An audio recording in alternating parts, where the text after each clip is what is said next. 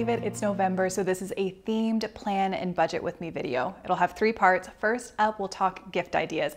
I have 5 go-to ideas that work out well for me. Nothing groundbreaking, but I hope that they could be helpful, plus some resources.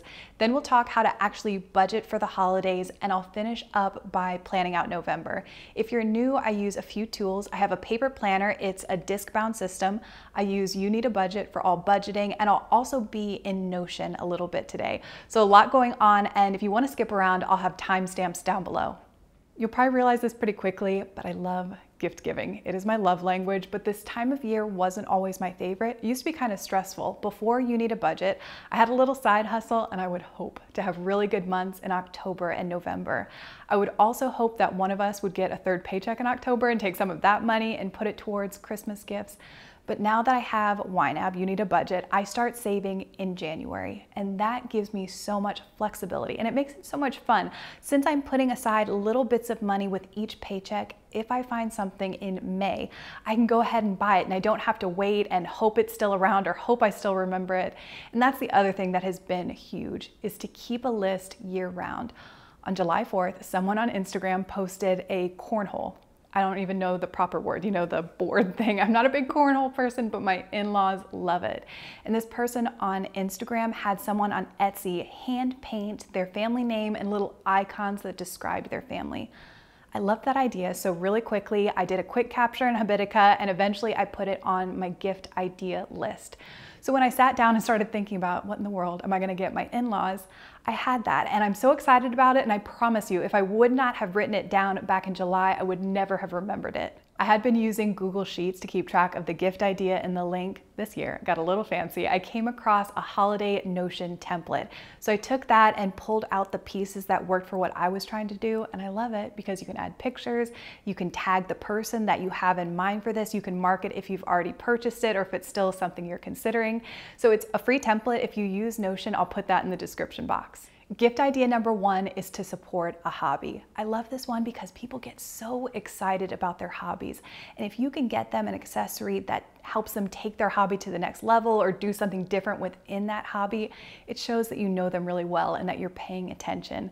Last year, kind of late in the year, Jer started getting into bread baking. So for Christmas, I knew I wanted to get him something in that area. I reached out to a friend who had been doing it for a long time, and she recommended this box or drawer. Warming drawer is probably not the technical term, but it helped his bread rise faster, and he loved it, and that thing has been used so much over this year. And my sister, she decorates sugar cookies, and not only does she love making the cute cookies, but she likes the part about making a flat lay and taking the pictures to post on social media and on her website. So I think my mom, my dad, my other sister, and I are all gonna go in together and get her a macro lens so she can take up the photography part of that hobby to the next level. Gift idea number 2 is, if it's not broke, don't fix it. My in-laws, who, if you remember, this has been a long time ago, but there was a clip I had in a video of some giant emus. Those are my in-laws, so they have a lot of animals, but their first love are their chickens. And over the years, I've gotten them different chicken paraphernalia, but they love it. And especially this year, this is not the year to reinvent the wheel. So I'm probably gonna get them something else chicken related. And then years ago, I got my dad a cologne sampler. The gift giver pays full price, and the giftee gets all these different samples, because perfume and cologne is so personal. With I might pick out something I like and he would hate it. So he gets to have all these different samples, wear them, decide the one he wants, and he gets a coupon to walk into Sephora and get the full size free of charge. I loved that idea, and I thought it was a one-time thing, but he has asked for it every single year since. Idea number 3, share a favorite. Did you read a book this year that you can't get out of your mind that you absolutely loved? That's a great gift, because when you gift it, you'll be so excited about it. Maybe you started playing a new board game. We really like Ticket to Ride. I think that's a cool gift, because you would hope that your giftee would learn to play, like it as much as you do, and then you can play it together in the future. Idea number 4, upgrade something they already have. This one might take a little bit more thought. My go-to in this category is actually chapstick. Love chapstick, especially as we're going into winter. So this is a way for me to both upgrade something and share a favorite. Other ideas, slippers. Always nice to have a new pair of those. This does not sound that fun, but one of the best things I've ever gotten, I had really old mats in my car, and I upgraded them to those weather resilient kinds. They're fantastic. You could do Aprons, people who like to cook might have an apron. I did, never thought much of it. Last year for Christmas, YNAB gifted me the most beautiful floral one. I use it all the time and I think about them every time I pull it out. Number 5, go with a theme. On my gift idea list, there's a book about making chocolates. I could gift that book, maybe something else, and that would be an awesome gift, but I've decided to go to a chocolate restaurant in my area. So good. It's my go-to special occasion restaurant, and up at the front they sell their handmade chocolates. So I could get a box of 4 and put that with the chocolate making book, and just looks like that much more thought and effort went into that gift. And it's always important any year to support local, but I think in 2020, if there was ever a time to try to put as much as you could and give back as much as you can to your community. So I tried to think through all the restaurants and the shops that we love to go to, and if there is a way that I could support them, this is the year I'm doing it. If you want even more gift ideas, last year Rachel put together a list of 16 free or almost free gift ideas that were crowdsourced from the YNAB team. Hannah was in there with a great idea for kids, and Erin talked about a tight Christmas, where she didn't have money for gifts, so instead she wrote heartfelt letters to her friends and family. And still she has people telling her that was the greatest gift they got. And then if you didn't know, YNAB is on TikTok, and Sarah, who does a lot of the TikTok videos, she's been doing these awesome budget-friendly gift ideas. So I'll put a couple of my favorites down below. Looking at my budget, keeping things pretty simple, I have one single category for Christmas.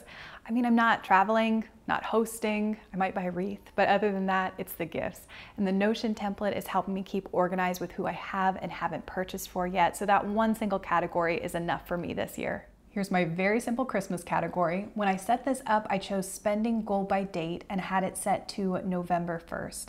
I like spending goal by date because it keeps track of any purchases and it doesn't detract from your goal. So even though I've spent $50, I still have reached the goal, and I can click here and see that I have paid one sister for another sister's gift, so that we're going in on it together. So have record of it there. You could also come down here and add a note. And if you ever want to create a new line, it's shift return. That took me a while the first time, so that's a nice way to keep things organized. I'll show you how I'd set up a more in-depth Christmas budget, but really quick, other holidays. This is a category I learned about from Kelly, one of the YNAB teachers. And if you think about it, if you celebrate Christmas or Hanukkah at the end of the year and you've been budgeting for a while, you might be in the rhythm of saving for that. But there are so many other holidays that come up.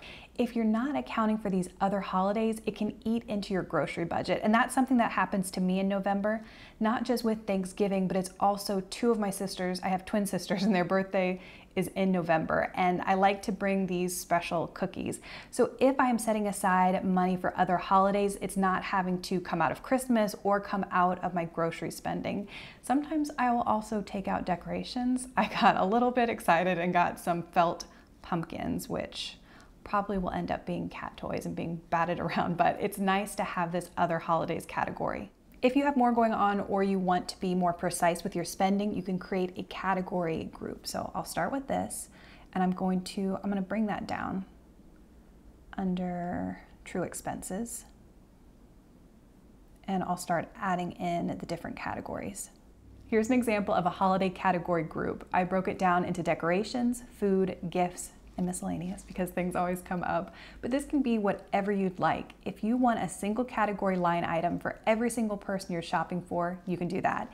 If you have travel to budget for, you can add that in, but I did go ahead and add goals because that's still going to keep me on track. So you just need to add a goal to each one of these categories. I want to start building in more reflection to my planning routines, taking a moment to look back to see what's working and what's not working. My big win for October, we did an internal challenge, I guess you would call it. We called it Cash 34 because we said that we were doing no takeout or delivery, no coffees out, which a lot of times that's my only reason for leaving the house, so that got a little bit weird. We said no unnecessary spending, and everyone set different rules for what that meant to them. I also tracked all of my spending in YNAB, of course, and tracked my would-be impulse purchases. One day it was a candle, another day it was this comforting cat blanket I felt like I needed. Of course, now that some time has passed, I realized, no, you didn't need it, and you probably would never use it anyway. That was a great challenge, and it helped me save some extra money. I put some extra money in the Jeep fund, and I also am setting aside a little bit in case I want to do something extra fun in December. I wrote down these reflections in my planner.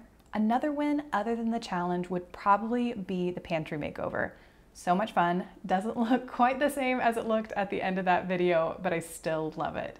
And then in progress, at the end of October, I started doing something different with my journaling, doing it at the end of the day as a recap of the day, but I don't want to lose setting my daily highlights, so I want to continue on doing that. To work on, I need to get outside more, and I recently took my first clarity break, which I had never heard of before working at YNAB. There's a great article, which if you haven't heard of it either, I'll link down below, but it was awesome, and I want to start adding more of those into my schedule. I listed out some to-dos as well as important dates in November. And if you happen to be having a smaller Thanksgiving this year, I have the best recipe to share with you. It's a Thanksgiving dinner, but you make it on just 2 sheet pans. So cleanup is easy, it's delicious. It made the perfect amount of food for me and Jeremy with really good leftovers. So I'll put a link to that down below. But speaking of recipes, I felt kind of in a rut lately, so I borrowed a cookbook from my mom and I'm gonna make 2 new recipes out of it this month. And then this is a quote I saw on the You Need a Budget Instagram page. It stuck with me, so I wrote it down here as a reminder. Thank you so much for watching. Don't forget, check the description box. There'll be lots of helpful links. And if you have any questions about budgeting and the holidays, leave that in a comment down below. We'll either respond to you or we'll talk about it in an upcoming video.